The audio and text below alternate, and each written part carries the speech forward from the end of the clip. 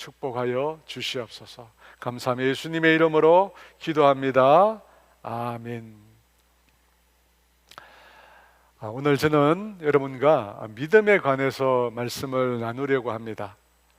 성경은 믿음이라고 하는 말을 굉장히 많이 강조합니다. 그것을 알 수 있는 것이 믿음이라고 하는 단어가 성경에 등장하는 횟수를 통해서 알 수 있습니다. 여러분, 신약 성경에만 무려 240번 믿음이라고 하는 단어가 등장합니다. 이렇게 성경에 많이 등장한다라고 하는 것은 성경이 그만큼 믿음이라고 하는 것을 강조한다는 뜻입니다. 오래된 얘기지만 믿음에 관해서 아주 재미있는 얘기가 있습니다. 제가 볼 때는 분명히 지어낸 얘기인데요. 어느 동네에 술집과 교회가 나란히 붙어 있었습니다. 근데 어느 날 불이 나서 술집이 완전히 전소가 되었습니다. 그 화재를 두고 술집이 교회에 대해서 소송을 걸었습니다. 교회 때문에 불이 났다는 것입니다.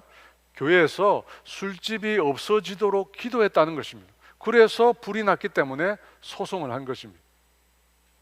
교회 때문에 불이 났고 그것에 근거해서 소송을 했는데 교회에서 뭐라고 답변을 했을까요? 교회에서 그렇게 답변을 했다고 합니다. 기도한 것은 맞는데 기도한다고 불이 나느냐고, 기도한다고 불이 나느냐고 답을 했다고 합니다. 오늘날 교회가 믿음이 없다는 걸 재미있게 풍자한 얘기 같습니다. 여러분, 성경은 믿음을 강조합니다. 실제로 믿음장이라고 불리는 히브리서 11장에 보면 6절에 믿음이야말로 하나님을 기쁘시게 하는 것이라고 말씀합니다. 히브리서 11장 6절 말씀 같이 읽어볼까요? 믿음이 없이는 하나님을 기쁘시게 하지 못하나니 하나님께 나아가는 자는 반드시 그가 계신 것과 또한 그가 자기를 찾는 자들에게 상 주시는 이심을 믿어야 할지니라. 믿음이 없이는 하나님을 기쁘시게 할 수 없다고 합니다. 그 말을 뒤집어 보면 하나님은 우리에게 당신에 대한 믿음을 원하신다는 것입니다. 하나님이 우리에게 믿음을 요구하신다는 것입니다. 왜 하나님께서 우리에게 믿음을 요구하실까요? 첫 번째는 믿음을 통해서 구원이 오기 때문입니다. 에베소서 2장 8절 말씀입니다. 같이 있습니다. 너희는 그 은혜에 의하여 믿음으로 말미암아 구원을 받았으니, 믿음으로 말미암아 구원을 얻는다는 것입니다. 죄와 영원한 죽음에서 우리가 건짐을 받는 것은 바로 믿음을 통해서입니다. 하나님에 대한 믿음, 예수 그리스도에 대한 믿음, 그분이 행하신 구원에 대한 믿음, 그 믿음을 통해서 우리가 구원을 얻게 된다는 것입니다. 그래서 믿음을 강조하는 것입니다. 그렇다면 믿음이라고 하는 것은 과연 무엇일까요? 무엇을 가리켜 믿음이라고 하는 것일까요? 11세기에서 14세기까지 중세 유럽에 유행했던 스콜라 철학이라고 하는 사조가 있습니다. 그 스콜라 철학은 신학과 철학을 다 같이 언급했는데요, 거기서 믿음을 뭐라고 정의 내렸느냐면 지성의 행위라고 믿음을 정의 내렸습니다. 곧 믿는다는 것은 지적으로 이해한다는 뜻이라는 겁니다. 지적으로 이해한다, 그것이 곧 믿음이라는 것입니다. 그래서 그 사조에서는 믿음의 대상은 지적으로 이해할 수 있는, 지적으로 이해가 가능한 진리만을 믿음의 대상이라고 규정했습니다. 여러분, 어떻게 생각하십니까? 지적으로 이해하는 것이 믿음이라고 합니다. 그리고 지적으로 이해할 수 있는 대상만이 믿음의 대상이라는 것입니다. 여러분, 이 말이 과연 성경에서 말하는 믿음을 나타내는 것일까요?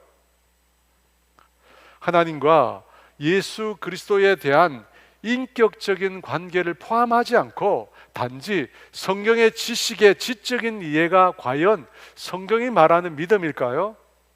그렇지 않습니다. 여러분, 성경은 믿음을 그렇게 말하지 않습니다. 지식의 이해, 지식의 습득을 믿음이라고 말하지 않습니다. 그러면 성경이 말하는 믿음은 무엇입니까? 성경이 말하는 믿음은 인격을 받아들이는 행위를 말합니다. 하나님이라고 하는, 예수님이라고 하는 인격을 받아들이는 행위를 믿음이라고 한다는 것입니다. 그래서 성경에 보면 믿음을 영접한다는 표현을 사용합니다. 요한복음 1장 12절 말씀인데요, 우리 같이 읽어볼까요? 영접하는 자 곧 그 이름을 믿는 자들에게는 하나님의 자녀가 되는 권세를 주셨으니, 영접하는 자 곧 그 이름을 믿는 자라고 하는 말을 보면 믿음이 뭡니까? 한 인격을 받아들이는 것입니다. 한 인격을 내 인생으로, 한 인격을 내 마음으로 받아들이는 것입니다. 여러분, 지식의 습득이 아니에요. 머리로 예수님에 대한 지식, 진리를 받아들이는 게 믿음이 아닙니다. 물론 그 지식도 믿음을 형성하는 데 영향을 미칩니다. 하지만 이해하는 것이 믿음이 아닙니다. 믿음은 예수님이라고 하는 인격체를 받아들이는 것입니다. 그것이 여러분 성경이 말하는 믿음입니다. 그런데 예수님의 일부만을 받아들이는 것이 아니라 예수님의 전부를 다 받아들이는 것입니다. 내가 이해할 수 있는, 이해 가능한 부분만 받아들이는 것이 결코 아니라는 것입니다. 예수님의 전부, 성경이 말하고 있는 예수님의 전부, 예수님의 있는 모습 그대로를 다 받아들이는 것, 여러분, 그것을 가리켜 예수님을 믿는다고 말하는 것입니다. 예수님을 믿는 것은 예수님을 영접하는 것입니다. 왜 이런 표현을 썼을까요? 여러분, 영접한다고 하는 말은 여러분, 우리가 대상에게, 물체에 대해서 쓰는 말이 아닙니다. 영접한다는 것은 인격체에 관해서 사용하는 표현입니다. 그러면 인격을 받아들인다, 여러분, 이것을 믿음이라고 한다는데, 인격을 받아들인다는 것은 다르게 말하여 그 인격의 일부를 내가 취사 선택해서 받아들일 수 있는 게 아닙니다. 여러분, 그렇잖아요? 인격체를 우리가 받아들일 때 인격체의 반만 내가 받아들이고 나머지 반은 받아들이지 않겠다, 여러분은 그런 것은 인격체를 받아들이는 데 사용할 수 없습니다. 인격체 전체를 내가 받아들이든지 아니면 그 사람을 거부하든지 둘 중 하나지, 반쯤 받아들인다, 그런 말을 인격체에 사용할 수 없습니다. 예전에 제가 잘 아는 권사님이 자기 딸과 결혼하는 결혼 대상자서, 그 사윗감이죠. 그 사윗감에 대해서 평하는 얘기를 제가 들었습니다. 이 사위될 사람이 치과 의사인데 권사님이 뭐라고 얘기하냐면, 믿음은 너무 좋다는 거예요. 믿음은 너무 좋은데 키가 작고 얼굴이 까무잡잡해서 싫다는 거예요. 치과 의사에다가 믿음은 너무 좋은데 키가 작고 얼굴이 까무잡잡하대요. 그래 싫다는 겁니다. 왜냐하면 딸이 너무 예뻤거든요. 딸이 너무 예뻤어요. 여러분, 그렇다고 해서 그 사위의 직업과 믿음만 선택해서 받아들일 수 있는 게 아닌 거잖아요. 결혼하려면 그의 외모도 받아들여야 하는 겁니다. 내가 마음에 들지 않지만 다 받아들여야 하는 것입니다. 여러분, 인격이라는 것은 이처럼 전체를 다 수용하는 것입니다. 일부만 받아들이는 것이 아닙니다. 나중에 그 권사님이 그런 얘기를 또 하시더라고요. 자기 사위가 되기 전에는 키도 작고 얼굴이 까무잡잡해서 마음에 안 들었대요. 그런데 사위가 되고 나니까 그런 외모는 전혀 중요하지 않더랍니다. 사위가 되고 나니까 좋은 점만 눈에 들어오더래요. 좋은 점만. 믿음도 좋고 또 성격이 사근사근해서 너무 좋다는 겁니다. 사랑하는 여러분, 믿음이란 한 인격체를 영접하는 것입니다. 한 인격체를 받아들이는 것입니다. 그런데 그 인격체의 일부만 받아들이는 것이 아닙니다. 그 인격체에 있는 모습 그대로 전부를 다 받아들이는 것, 여러분, 그것이 바로 성경이 말하는 믿음입니다. 그렇다면 그 믿음의 정의대로 성경에 나오는 예수님을 있는 모습 그대로 다 받아들이는 것, 믿는 것, 여러분, 그것이 쉬울까요? 어려울까요? 성경에 나와 있는 예수님의 모습 전부를 있는 그대로 다 받아들이는 것, 여러분, 그것이 쉬울까요? 어려울까요? 어렵습니다. 예수님을 있는 모습 그대로 다 믿는다는 것은 여러분, 어쩌면 불가능에 가깝습니다. 예수님을 만난 사람들의 얘기를 여러분 한번 들어보십시오. 누가복음 5장에 보면 시몬 베드로가 예수님을 만나게 됩니다. 예수님께서 아침 일찍 갈릴리 해변에 오셔서 사람들에게 말씀을 전하십니다. 그때 베드로는 밤새 고기를 잡고 돌아와서 그물을 씻고 있었습니다. 그런데 그 해변에 모인 사람들이 너무나 많아서 예수님께서 어쩔 수 없이 시몬 베드로의 배 위에 올라가서 사람들에게 말씀을 전하시게 됩니다. 그리고 그 말씀을 다 전하고 난 다음에 베드로에게 깊은 곳에 가서 그물을 던지라 말씀합니다. 베드로는 밤새 고기를 잡았지만 단 한 마리도 잡지 못했지만 그 예수님의 말씀에 의지해서 깊은 곳에 가서 그물을 내리게 됩니다. 그때 너무나 많은 물고기가 그물에 걸려들어서 그 그물이 찢어지게 됩니다. 그래서 결국 다른 배에 있는 친구를 불러서 고기를 끌어올리는데 그 고기가 얼마나 많은지 베드로의 배와 그 친구의 배까지 그 두 배에 물고기가 가득 차게 됩니다. 여러분, 그것을 보고 베드로가 예수님 앞에 달려와서 엎드립니다. 그리고 이렇게 말합니다. 누가복음 5장 8절 말씀 우리 같이 읽습니다. 시몬 베드로가 이를 보고 예수의 무릎 아래에 엎드려 이르되 주여 나를 떠나소서 나는 죄인이로소이다 하니, 예수님의 말씀을 듣고 행할 때 베드로는 태어나서 단 한 번도 보지 못하는 놀라운 광경을 보게 되었습니다. 놀라운 기적을 보게 된 것입니다. 그리고 난 다음에 예수님 앞에 엎드려 한 말이 무엇입니까? 주여 나를 떠나소서, 주여 나를 떠나소서라고 말을 합니다. 여러분, 왜 이런 말을 했을까요? 주님 너무 감사합니다. 주님 놀라운 기적이 나를 통해서 나타났습니다. 주님 너무 감사합니다가 아니라 주님 나를 떠나소서였습니다. 여러분, 베드로가 왜 이런 말을 했을까요? 예수님께서 자신의 삶에 행하신 일을 받아들일 수가 없었기 때문입니다. 수용이 불가한 일이 일어났기 때문입니다. 자신이 수용할 수 있는, 자신이 이성적으로 자신의 감정적으로 받아들일 수 있는 한계점을 초과한 일이 생겼기 때문에, 그래서 감당할 수가 없었어요. 그래서 나를 떠나라고 말을 한 것입니다. 또 예수님과 제자들이 배를 타고 갈릴리 바다를 건너가려고 했습니다. 피곤한 예수님께서는 배의 후미에서 잠이 드셨는데 배는 한밤중에 불어온 바람과 풍랑에 심하게 흔들리게 되었습니다. 그리고 급기야 배 안에 물이 가득 들어오게 되었습니다. 그 물이 가득 차자 생명의 위협을 느낀 제자들이 예수님을 깨우면서 주여 우리가 죽게 된 것을 돌아보지 아니하시나이까 원망조로 예수님께 외칩니다. 그 말을 듣고, 그 다급한 말을 듣고 잠에서 깬 예수님께서 그 바람과 바다를 꾸짖으시며 그 바람과 바다를 잠잠하게 하십니다.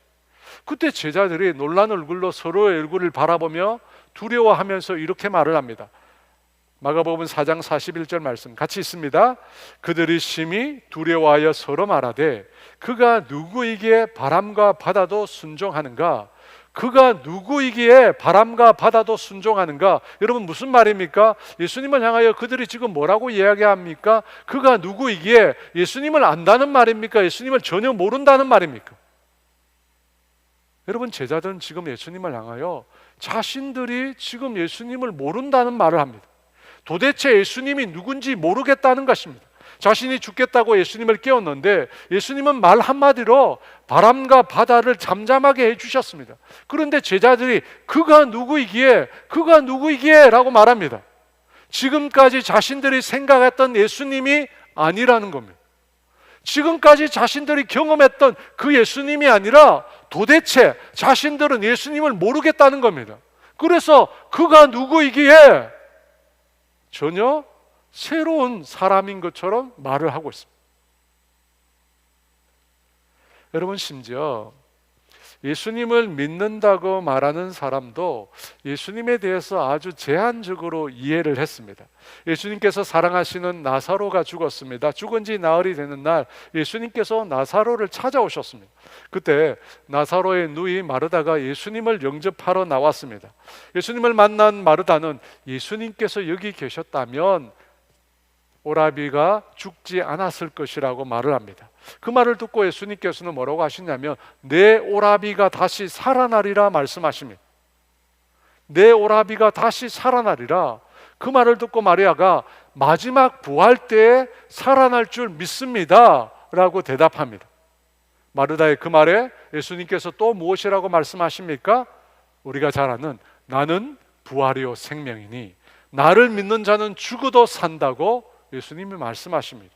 그리고 나서 무덤가로 가서 돌을 옮겨 놓으라고 합니다. 마르다가 주님 죽은 지 나흘이나 되어 냄새가 납니다. 냄새가 난다고 말합니다. 그때 예수님께서 하늘을 우러러 보시면서 기도하시면서 큰 소리로 나사로를 향하여 외치십니다. 나사로야, 나사로야, 나오라. 주님이 외치십니다. 여러분 그 말을 듣고 그 말이 있은 후에 어떤 일이 일어납니까? 요한복음 11장 44절 말씀입니다. 같이 있습니다. 죽은 자가 수족을 배로 동인 채로 나오는데 그 얼굴은 수건에 쌓였더라. 예수께서 이르시되 풀어 놓아 다니게 하라 하시니라. 여러분 이 말씀을 보면 예수님을 있는 그대로 받아들이는 것, 예수님이 말씀하신 것과 예수님이 행하시는 모든 것들을 취사 선택하지 않고 그 전체를 다 우리가 받아들여 믿는 것, 여러분 그것이 가능할까요?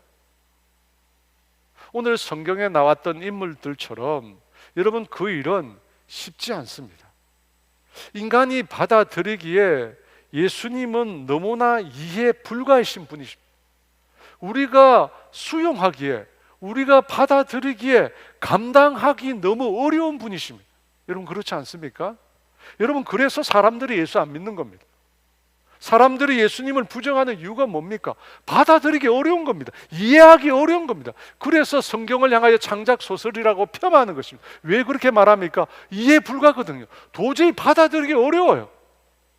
여러분 예수님에 대한 성경의 이야기는 온통 우리가 믿기 어려운 일만 가득합니다.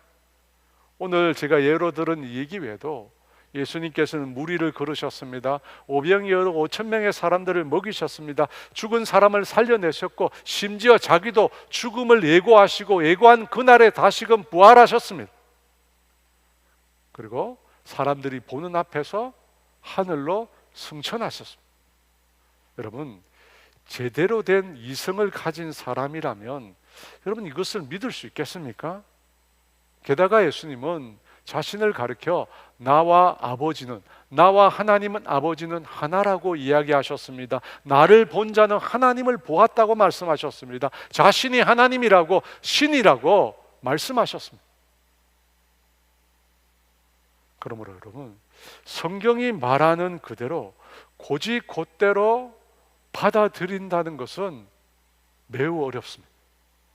예수님이란 한 인격을 성경이 말하는 대로 있는 그대로 다 온전히 다 받아들인다는 것은 사실 매우 어렵습니다.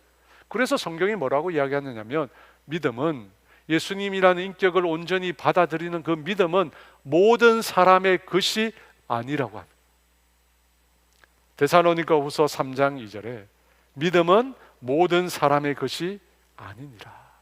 여러분 왜 이런 표현을 썼을까요? 예수님이라고 한 인격을 성경이 말씀하시는 그대로 받아들이기가 매우 어렵다는 것입니다.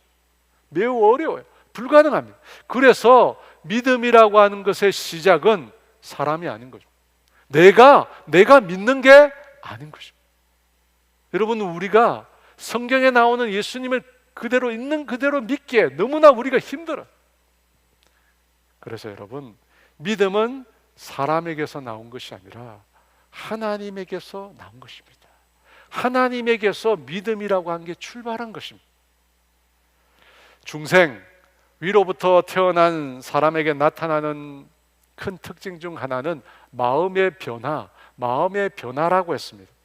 하나님을 두기 그토록 싫어했던 마음에 변화가 나타났다는 것입니다. 그 완고하고 완악한 마음이 부드러워졌다고 합니다. 그 변화를 일으키시는 분은 성령님이십니다. 성령님께서 그런 변화를 일으키십니다. 에스겔서 11장 19절 말씀 같이 있습니다. 내가 그들에게 한 마음을 주고 그 속에 새 영을 주며 그 몸에서 돌 같은 마음을 제거하고 살처럼 부드러운 마음을 주어 돌 같은 마음이 제거되고 살처럼 부드러운 마음을 주신다고 하십니다. 그것은 하나님께서 새 영을 주신 결과입니다. 우리 마음에 새로운 영을 주신 결과입니다. 그 새 영이 누구십니까? 성령님이십니다. 여러분, 그 성령님을 통해서 우리가 영적으로 태어나게 된 것입니다. 우리가 그 성령님을 통해서 우리가 새롭게 태어나게 된 것입니다. 그것이 바로 중생입니다. 그것이 바로 중생입니다. 그런데 그 중생을 경험한 자의 특징이 무엇일까요? 여러분, 성령님에 의해서 새롭게 태어난 사람, 그 사람은 어떤 특징을 가질까요? 그 사람은 예수님을 향하여 주라고 고백합니다. 고린도전서 12장 3절 말씀, 우리 같이 읽어볼까요? 그러므로 내가 너희에게 알리노니 하나님의 영으로 말하는 자는 누구든지 예수를 저주할 자라 하지 아니하고 또 성령으로 아니하고는 누구든지 예수를 주시라 할 수 없느니라. 성령으로 아니하고는 누구든지 예수를 주시라 할 수 없다고 했습니다. 여러분, 인간의 자연적인 이성을 가지고 예수님을 믿을 수 없습니다. 예수님이라는 인격을 받아들일 수 없습니다. 여러분, 자연적인 이성을 가진 사람들은 뭐라고 이야기하느냐면 주여 나를 떠나소서. 그가 누구이시기에 마지막 날에는 가능할 것 같습니다. 여러분, 이것들이 보통의 사람들이 보이는 반응입니다. 그런데 성령님에 의해서, 여러분, 성령님에 의해서 거듭난 사람은 예수님이 믿어집니다. 하나님께서 보내오신 새로운 영, 그 성령님을 통해서 어떤 일이 일어나느냐? 예수님을 믿게 됩니다. 그래서 성령으로 아니하고는 아무도 예수님을 주시라 할 수 없다고 했습니다. 무슨 말입니까? 성령님을 통해서만 예수님을 주시라 믿을 수 있다는 것입니다. 예수님이 행하시는 놀라운 일들, 예수님이 말씀하시는 일들, 성령님을 통해서는 믿어진다는 것입니다. 믿어진다는 거예요. 예수님의 한 부분만이 아니라 예수님의 그 전체가 성령님을 통해서는 믿어지는 것입니다. 성령님을 통해서 믿어지기 때문에 예수님을 향하여 주라고, 큐리오스, 하나님이라고 고백할 수 있는 것입니다. 사랑하는 여러분, 이처럼 우리의 믿음의 시작은 수동령입니다. 나에게서 시작된 것이 아니라 성령님에 의해서 시작된 것입니다. 성령님으로 말미암아 위로부터 우리가 중생할 때, 그때부터 여러분 믿어지는 것입니다. 하나님의 존재가, 예수님의 존재가, 성경의 말씀이 있는 그대로 믿어지는 것입니다. 그래서 그 믿음을 무엇이라고 말합니까? 내가 믿는 것이지만 은혜라는 표현을 씁니다. 은혜라는 표현. 에베소서 2장 8절 말씀입니다. 같이 씁니다. 너희는 그 은혜에 의하여 믿음으로 말미암아 구원을 받았으니 그것은 너희에게서 난 것이 아니요 하나님의 선물이라. 믿음으로 구원을 얻지만 그 믿음은 은혜에 의한 것입니다. 내 것이 아니라 하나님이 나에게 주신 선물입니다. 하나님이 나에게 주신 선물이에요. 여러분, 그 믿음을 가리켜 구원에 이르는 믿음, 구원에 이르는 믿음이라고 말할 수 있습니다. 성령님께서 나로 하여금 믿게 해주셔서 예수를 믿고 하나님을 믿고 하나님이 행하신 놀라운 구원의 역사를 믿음으로 내가 구원에 이르게 된 것입니다. 여러분, 그 믿음을 구원에 이르는 믿음이라고 말할 수 있습니다. 도저히 믿을 수 없는 예수님이라는 인격을 온전히 있는 그대로 다 받아들이는 것입니다.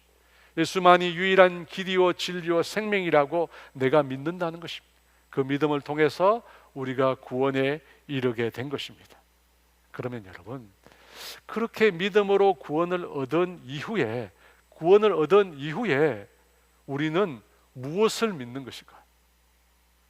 성경에 보면 믿는다는 얘기가 나오는데 구원 얻은 이후에 우리가 무엇을 믿는 것일까? 두 번째로 오늘 나눌 믿음은 구원 얻은 이후의 믿음에 관한 것입니다. 여러분, 우리가 구원 얻었잖아요. 그러면 여러분은 지금 무엇을 믿고 계십니까? 여러분, 예수님을 믿음으로 구원을 얻는 것은 우리 인생의 종착지가 아닙니다. 구원 얻는 것이 우리 신앙의 전부가 아닙니다. 끝이 아닙니다. 성경은 우리가 구원을 얻었지만 우리가 구원의 완성을 향하여 계속해서 나아가야 한다고 말씀합니다. 구원을 얻었습니다. 그러나 이것이 끝이 아니라 구원의 완성을 향하여 우리가 계속해서 나아가야 한다고 말씀합니다. 그 계속해서 나아가는 그 과정을 철로 역정이라고 합니다. 철로 역정. 우리의 구원의 완성인 천국이 있습니다. 그 천국에 이르는 길까지 온갖 역경이 있다는 것입니다. 사망의 음침한 골짜기가 있습니다. 그 모든 역경을 뚫고 우리가 구원의 완성에 도달해야 합니다. 구원의 완성에 도달해야 돼요. 철로 역정을 지나서 우리가 천국에 도달해야 합니다. 그러면 어떻게 하면 우리가 그곳에 도달할 수 있을까요? 하나님을 믿으라고 합니다. 예수님을 믿으라고 합니다. 요한복음 14장 1절 말씀 같이 읽어볼까요? 너희는 마음에 근심하지 말라. 하나님을 믿으니 또 나를 믿으라. 이미 제자들이 믿고 있는데 하나님을 믿고 또 나를 믿으라고 또다시 예수님께서 말씀하십니다. 그렇다면 예수를 믿고 난 이후에 우리에게 어떤 믿음이 있어야 할까요?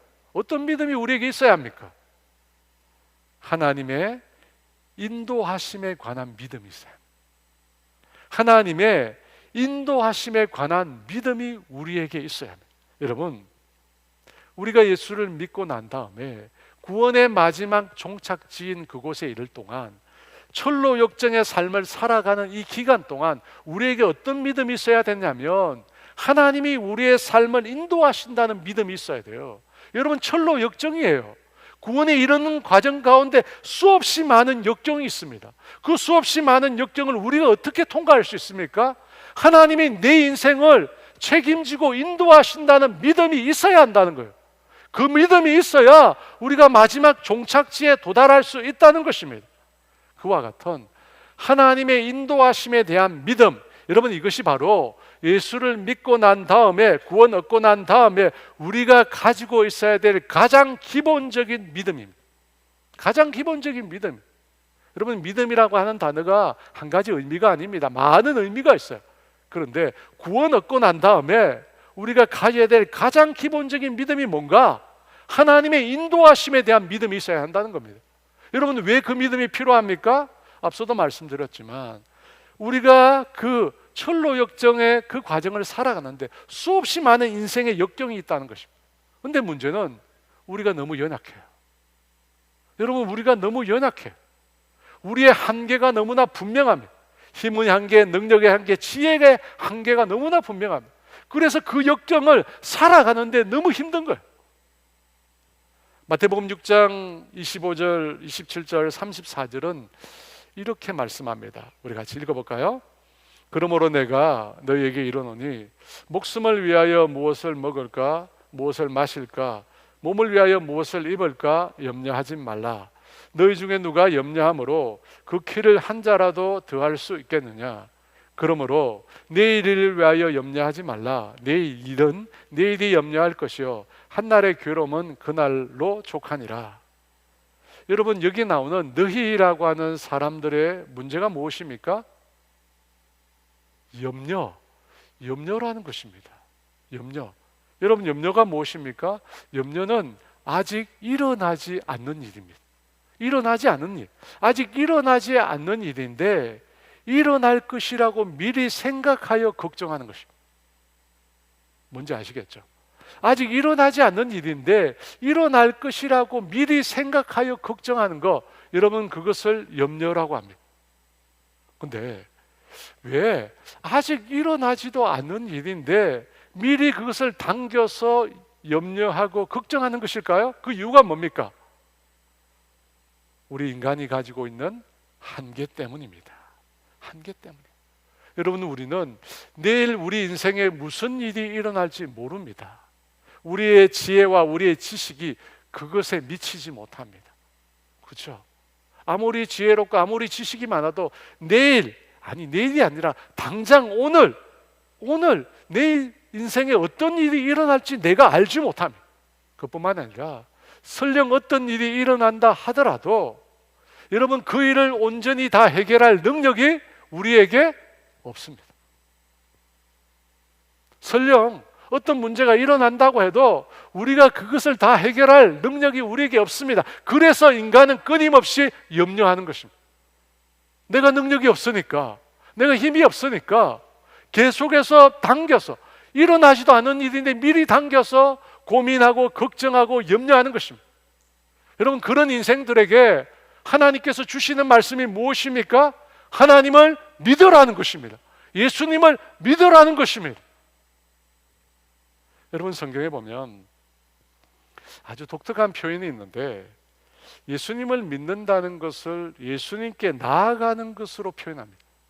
예수님께 나아간다, 이 말이 무슨 뜻이냐? 예수님을 믿는다는 것입니다. 그렇게 예수님께 나아가는 자에게 주님께서 어떻게 대하실까?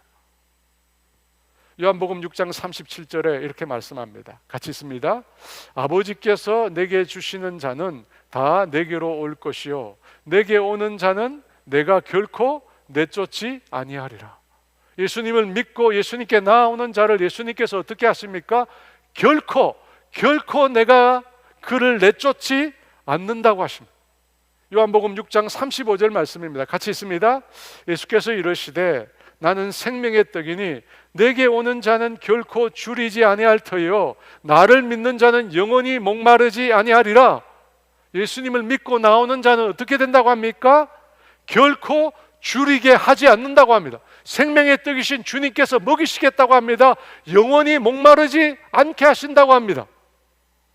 사랑하는 여러분 이 약속 믿으십니까? 예수님께서 당신에게 나오는 자, 예수님을 믿는 자를 내쫓지 않겠다고 하십니다. 그들을 줄이게 하지 않는다고 합니다. 영원히 목마르지 않게 하신다고 합니다. 주님이 결코 목마르지 않게 하겠다고 하십니다. 영원이라고 합니다. 여러분, 이 정도로 주님이 말씀하시면 여러분 우리가 믿어야죠. 그렇잖아요. 이 정도로 주님이 결코 영원히라고 말했다면 우리가 주님을 신뢰해야 합니다. 그런데 왜 우리는 믿습니다 라고 말하면서 믿지 못하는 것일까? 여러분, 그렇지 않아요? 주님 믿습니다. 주님 제 삶을 인도하시는지 믿어요 라고 말하는데 마음 한켠에는 여전히 염려하고 걱정합니다. 믿지 못합니다. 여러분, 무엇이 문제입니까? 무엇이 문제예요? 예수님께서 가버나움이라고 하는 지역에 가셨는데 그때 그곳에 한 백부장이 있었습니다. 이 백부장은 유대인이 아니라 로마 군인 100명을 거느리는 부장입니다. 그에게는 병들어 죽어가는 종이 한 명 있었습니다. 그 종을 백부장이 너무 사랑하는 것입니다.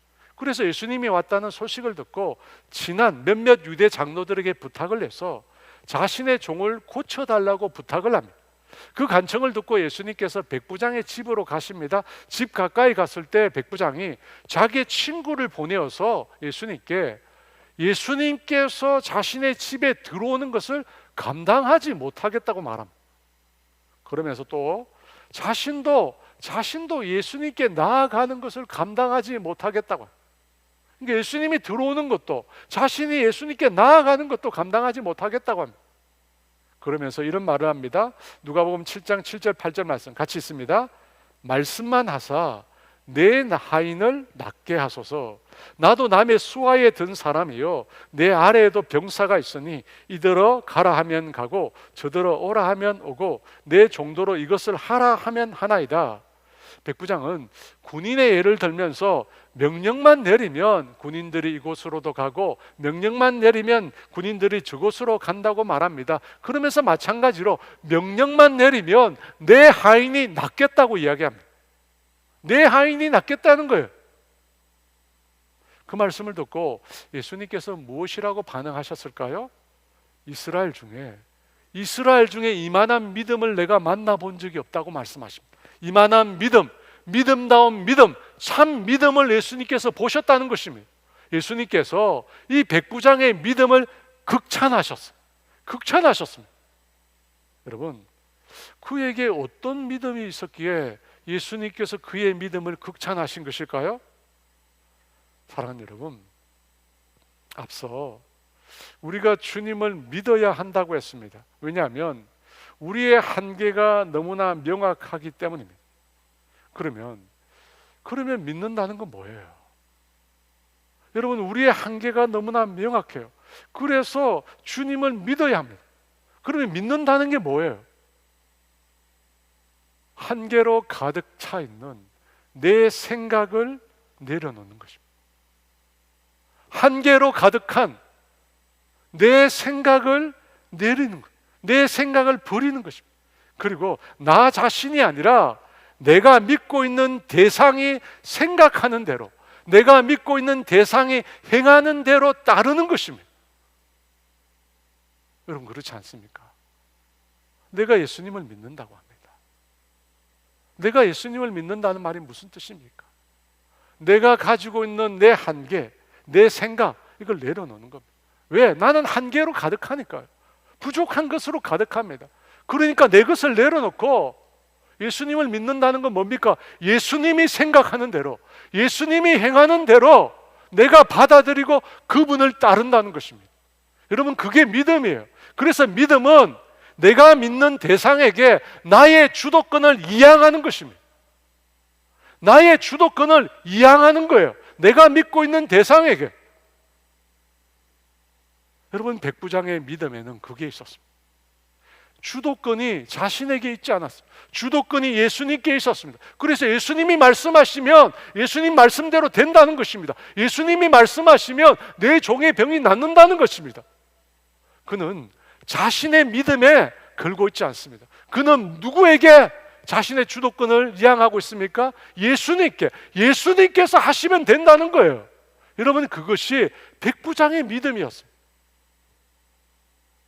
여러분, 예수님을 믿고 난 이후에 우리가 가져야 될 가장 기본적인 확신은 뭐라고 했습니까? 하나님이 우리를 인도하신다는 확신입니다. 하나님이 내 삶을 인도하신다는 확신이에요. 이게 예수 믿고 난 다음에 우리가 가져야 될 가장 기본적인 믿음입니다. 왜? 우리 인생은 철로 역정이거든. 시편 23편 1절과 2절은 이렇게 말씀합니다. 여호와는 나의 목자시니 내가 부족함이 없으리로다. 그가 나를 푸른 풀밭에 누이시며 쉴만한 물가로 인도하시는도다. 하나님이 우리의 삶을 인도하신다고 말해요. 여러분, 출애굽 직후에 이스라엘 백성 앞에 무엇이 나타난 줄 아십니까? 출애굽한 다음에 영적으로 보면 구원받은 직후에 이스라엘 백성에게 나타난 것이 있습니다. 무엇일까요? 출애굽기 13장 21절 22절 말씀 같이 있습니다. 여호와께서 그들 앞에서 가시며 낮에는 구름기둥으로 그들을 인도하시고 밤에는 불기둥을 그들에게 비추사 낮이나 밤이나 진행하게 하시니 낮에는 구름기둥 밤에는 불기둥이 백성 앞에서 떠나지 아니하니라. 여러분, 출애굽한 직후, 구원받은 직후에 무엇이 나타났습니까? 구름기둥, 불기둥이 나타났습니다. 그래서 낮에는 구름기둥으로 밤에는 불기둥으로 그들의 삶을 인도받았습니다. 여러분, 이 구름기둥, 불기둥이 무엇일까요? 이스라엘 백성을 인도해 주었던 이것은 무엇을 상징할까요? 여러분, 신학에서 이것은 성령님을 상징해요. 로마서 8장 14절에 이렇게 말씀합니다. 같이 있습니다.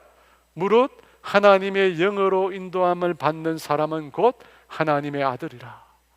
여러분, 거듭난 이후에 우리의 삶을 인도하시는 분은 하나님의 영이십니다.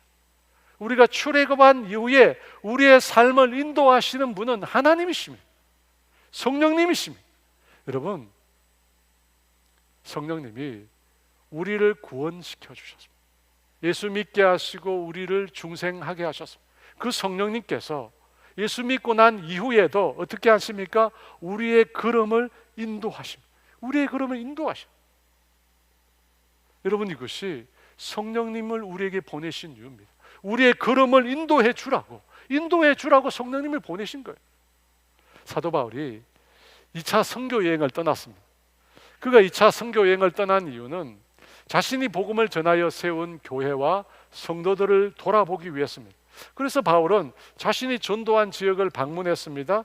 드베, 루스드라, 이고니온, 부르기아, 갈라디아 땅을 다녔습니다. 그런데 그때 어떤 일이 생겼습니까? 성령님께서 놀랍게도 말씀을 전하지 못하게 했습니다.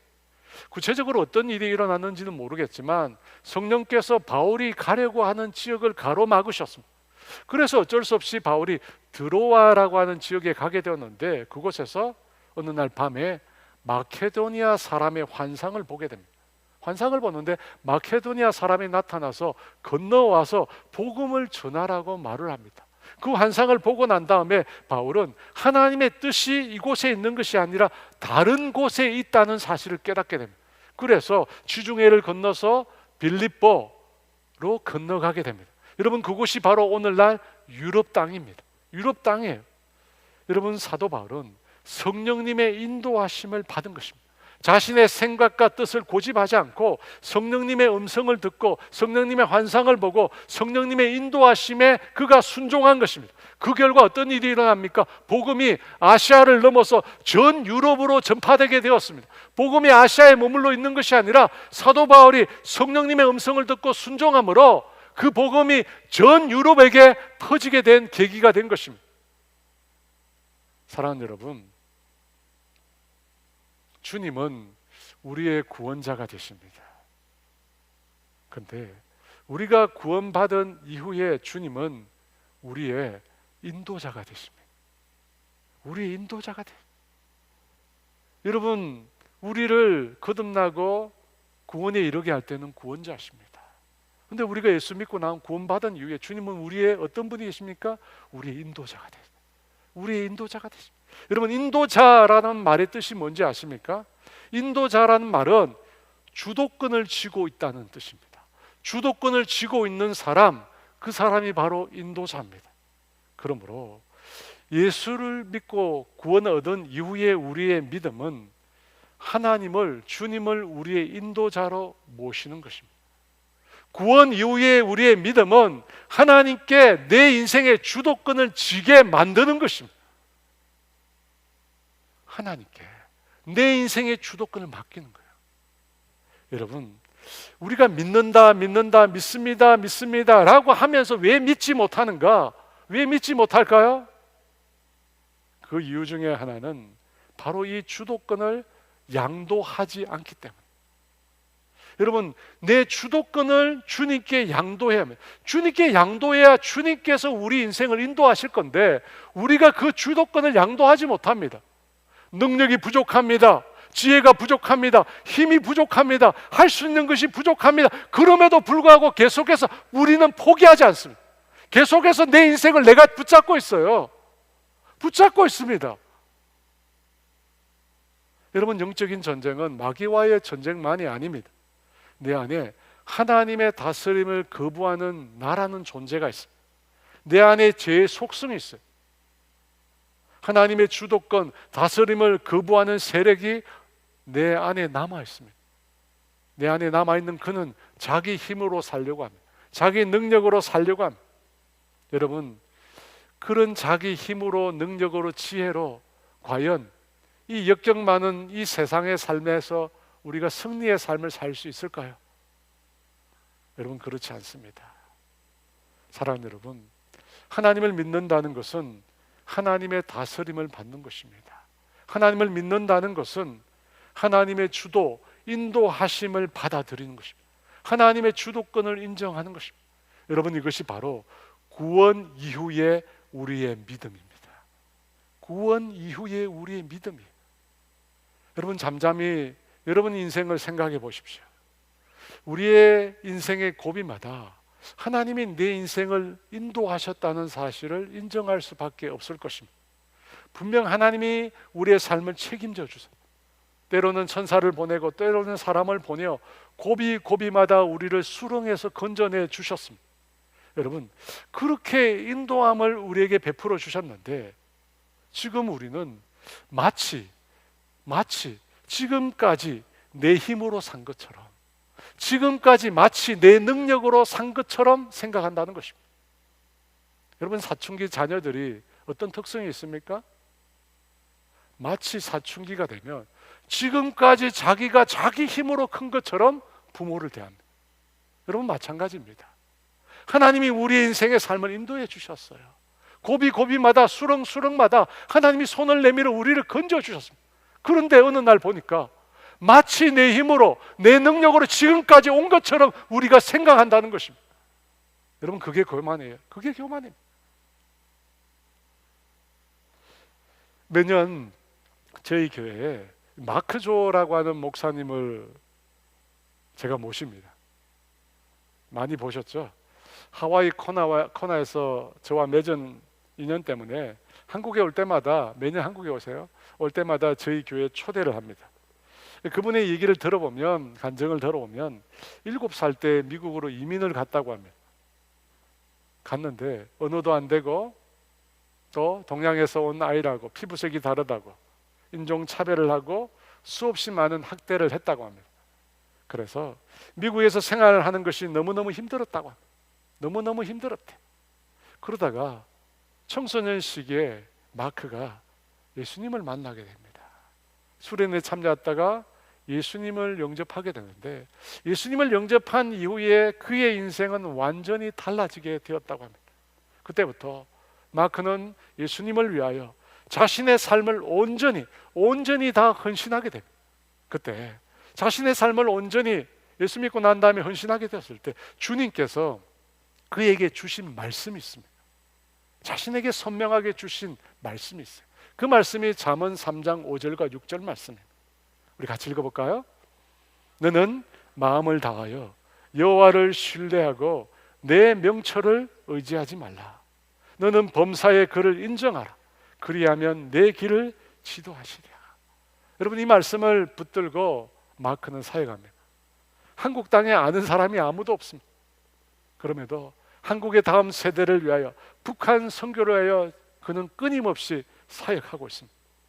그는 하나님의 인도하심을 믿는답니다. 하나님의 인도하심을 믿는데요, 믿고 순종하고 나아갈 때마다 하나님께서 그 길을 열어주시는 것을 그는 경험한다고 합니다. 사랑하는 여러분, 우리가 연약하지 않다면, 부족하지 않다면 하나님을 의지할 필요가 없습니다. 하나님이 우리 인생에 필요하지 않습니다. 그래서 많은 능력 있는 사람들이, 힘 있는 사람들이 하나님을 찾지 않습니다. 하지만 우리가 기억해야 합니다. 우리는 내일을 알 수 없는 존재입니다. 무엇을 위해 살아야 될지 인생의 방향을 알지 못하는 자들입니다. 그뿐만 아니라 우리는 능력이 없습니다. 그래서 여러분, 우리에게는 주님이 필요합니다. 주님의 인도하심이 필요합니다. 여러분, 주님의 인도하심이 필요해요. 주님의 이끄심이 필요합니다. 인생의 역경 가운데 어디가 수렁인지 모르는 이 위험한 인생을 살아가면서 주님의 도우심이 없으면 살아갈 수 없습니다. 그러면 어떻게 하면 그 주님의 인도하심을 받을 수 있습니까? 너는 마음을 다하여 여호와를 신뢰하라. 하나님을 믿어라. 내 명철을 의지하지 말라.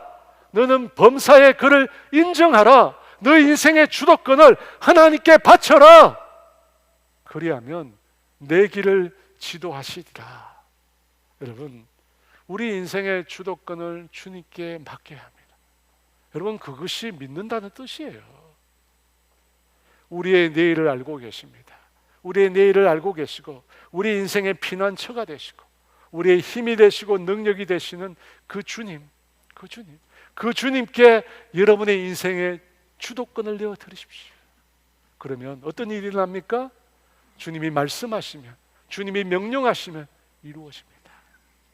사랑하는 여러분, 나의 주도권을 내어드려야 하나님의 인도하심이 시작된다는 사실을 기억하십시오. 그래서 저와 여러분 모두가 그릇된 길로 가지 않고 하나님이 이끄시는 그 천국으로, 하나님이 이끄시는 그 온전한 길로 다 나아가게 되시기를 주의 이름으로 축원합니다. 그 하나님 바라보면서 한 번도 나를 실망시킨 적이 없으시는 그 주님 함께 찬양하기를 원합니다. 오신실하신 주 함께 찬양합니다.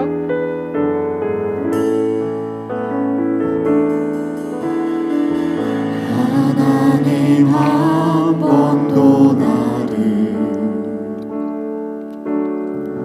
실망시킨 적 없으시고 언제나 공평과 은혜로 나를 지키셨네. 오신 신하신 주,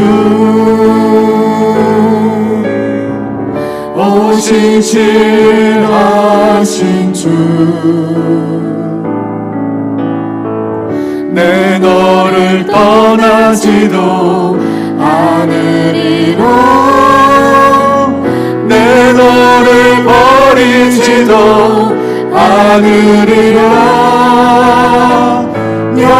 약속하셨던 주님,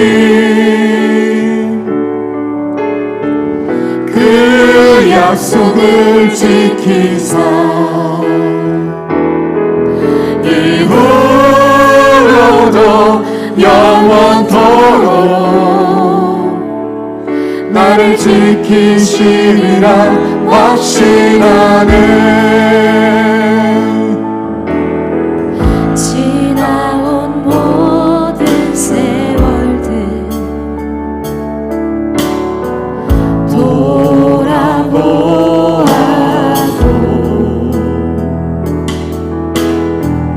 그 어느 것 하나 주의 손길 안 미친 것 전혀 없네. 오신 신하신 주, 오신 신하신 주, 내 너를 떠나지도 않으리라. 내 너를 버리지도 않으리라. 약속하셨던 주님, 그 약속을 지키사 이후로도 영원토록 나를 지키시리라 확신하네. 오신 신하신 주, 오신 신하신 주, 내 너를 떠나지도 않으리라. 내 너를 버리지도 않으리라. 약속하셨던 주님, 그 약속을 지키사 이후로도 영원토록 나를 지키시리라 확신하네. 사랑하는 여러분, 믿음은 예수님이라고 하는 인격체를 온전히 다 받아들이는 것입니다. 그분의 한 부분이 아니에요. 인격은 그렇게 받아들일 수 있는 게 아닙니다. 그분의 전부를 다 받아들입니다. 이해할 수 없는 것들, 납득할 수 없는 것들, 그 모든 것들을 다 받아들이는 거예요. 여러분, 그런 믿음이 나에게 있다는 거, 여러분, 그것은 나에게서 난 것이에요. 성령님이 믿게 하시고, 여러분, 인간의 이성으로 복음을 믿을 수 없습니다. 성경을 믿을 수 없습니다. 그것이 믿겨진다는 것은 하나님의 성령이 믿게 하시는 거예요. 하나님의 성령이 나로 하여금 거듭나게 하셨고 그것을 믿게 해주신 것입니다. 여러분이 그것이 구원에 이르는 믿음입니다. 여러분, 그런 믿음을 소유하고 난 다음에, 그 다음에 여러분, 우리의 인생에게 어떤 믿음이 필요합니까? 이 철로 역정의 인생을 살아가는 우리에게 어떤 믿음이 필요해요? 하나님이 내 인생을 인도해 주신다는 믿음. 푸른 풀밭 실만한 물가뿐만 아니라 사망의 음침한 골짜기를 다닐 때도 주님이 나를 인도해 주신다는 그 믿음, 주님이 나와 함께 하신다는 그 믿음, 여러분 그 믿음이 우리에게 필요해요. 여러분 그 믿음이 없는 사람들은 염려합니다. 하나님이 내 인생을 인도해 주신다는 믿음이 없는 사람, 그 사람의 특징이 뭐냐? 염려하는 거예요. 왜? 자신의 삶을 들여다보면, 자기 자신을 보면 도무지 내 인생의 미래를 감당할 수 없거든요. 그래서 계속 염려하는 거예요. 나의 건강을 염려하고, 나의 자녀들을 염려하고, 나의 미래를 염려하고, 계속 염려하고, 일어나지 않은 일임에도 계속 염려합니다. 왜 염려해요? 하나님의 인도하심을 믿지 못하기 때문에. 하나님의 인도하심을 믿지 못하기 때문에. 여러분 그 하나님은 어떤 하나님이십니까? 무리를 걸으시고 바람과 바다를 잠잠케 하시고 오병이어로 수없이 많은 사람들을 먹이시고 죽은 자를 살려내시고 놀라운 기적을 행하실 수 있는 분이십니다. 그 하나님은 어떤 분이십니까? 우리를 사랑하시되 끝까지 사랑하시고 자기 생명을 주기까지 사랑하시는 분이십니다. 그분은 우리에게 말씀합니다. 나에게 나오는 자를 내가 내쫓지 않겠다고, 나에게 나오는 자를 내가 먹이겠고, 나에게 나오는 자에게 영원한 생명을, 영원한 생수를 주겠다고 말씀하신 분이십니다. 그런데 믿지 못해요. 믿지 못해요. 왜? 그 주님께 우리 인생의 주도권을 이양하지 않기 때문에. 계속 내가 붙잡고 있어. 내 인생을 계속 내가 붙잡고 있어. 여러분 그 인생에게는 염려가 떠나지 않습니다. 계속 붙잡으면 붙잡을수록 해결될 일은 아무것도 없습니다. 여러분 이 시간 주님 앞에 나아가셔서 여러분이 가지고 있는 그 인생의 그 주도권을 주님의 손에 넘겨드리세요. 하나님, 나는 내 인생 살아갈 능력이 안 됩니다. 내 지혜가 부족합니다. 나는 안 됩니다. 주님 이 시간 내 인생의 주도권을 이양합니다. 주님 받아주세요. 내일 되면 괜찮겠지, 내일 되면 문제가 해결하지, 그런 운명론이 우리는 아닙니다. 우리는 분명한 믿음이 있습니다. 하나님이 내 인생을 인도하신다는 믿음이 있습니다. 그 주님의 손에 여러분의 주도권을 이양하십시오. 이양하십시오. 이 시간 주여 외치고 같이 기도합니다. 주여, 내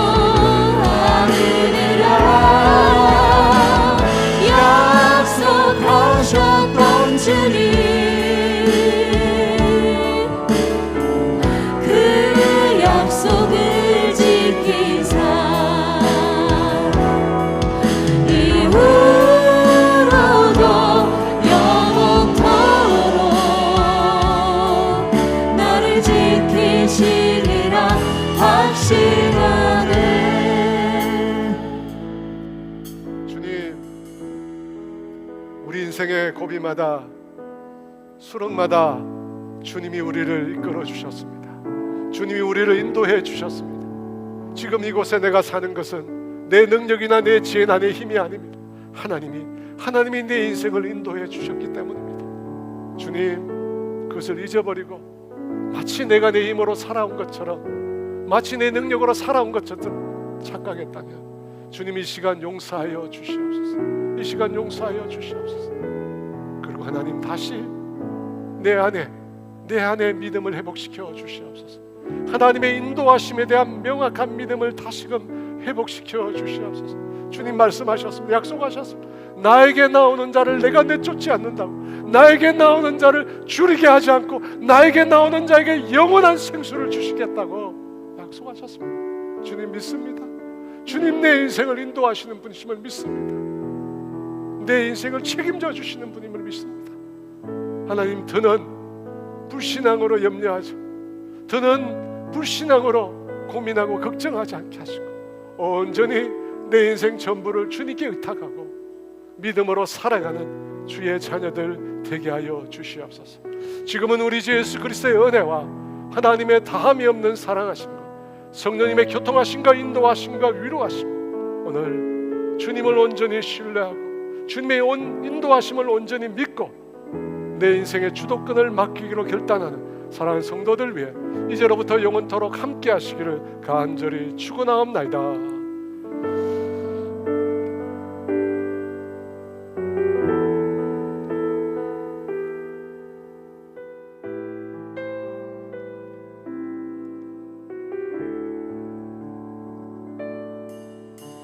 영원한 사귐에 날 초대하시네. 주님은 누리며 사는 곳, 날 지으신 대로, 날 부르신 대로 주님과 함께 걷는 삶, 이것이 영원한 삶, 이것이 영원한 삶. 저만 아는 것, 그 아들 아는 삶, 이것이 영원한 삶, 이것이 영원한 삶. 내가 주